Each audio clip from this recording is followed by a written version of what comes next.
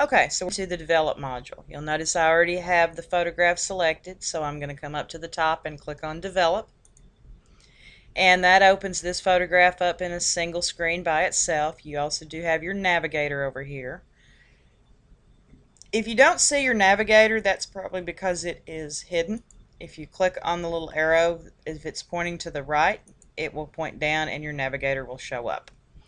Also remember you have your zoom tools here, and if you need to zoom in to 100%, you can simply put your cursor in the middle of the screen and click. It will zoom in, click again, it will zoom back out. Remember your histogram up here, we're going to take a look at that. And our basic panel is actually the first panel that we're going to be working with. There's several panels that I use, but I'm going to start out with basic. So I'm going to go ahead and expand out the basic. First thing I'm going to start with is the white balance, and right now we have it as shot. I usually start out with cloudy and then back it down a little bit. I do like my photographs fairly warm. You'll see the temperature and the tint. I'm going to go ahead and back my temperature down just a tad to about 6400, somewhere in that neighborhood, maybe. Come on. There we go. And my tint, I'm going to back down to about 6.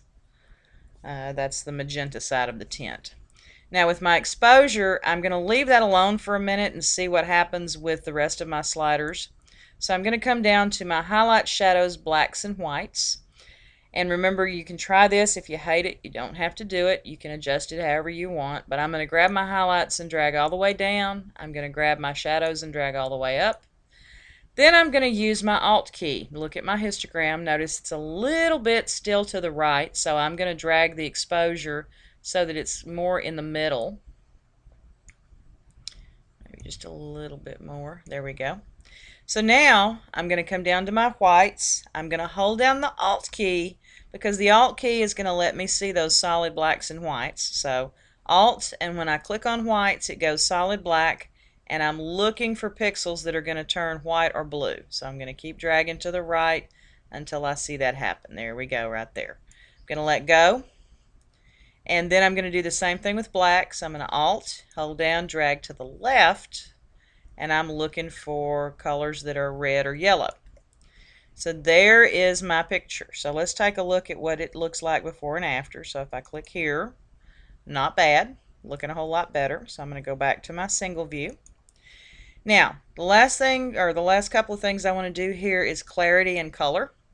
Remember, clarity is going to be your mid-tone contrast. So I'm going to drag my clarity slider to the right to get more contrast. So as I drag this, watch the photograph. I usually like to drag somewhere in the 30 to 40 range. 35 looks pretty good here. And then on my color, there's two sliders. There's saturation and vibrance. I don't like using saturation. It increases the color of everything equally, and that looks kind of clownish most of the time. So what I'm going to do is use the vibrance slider. It's a more calculated color increase. So I grab vibrance and drag it to the right, and there we go.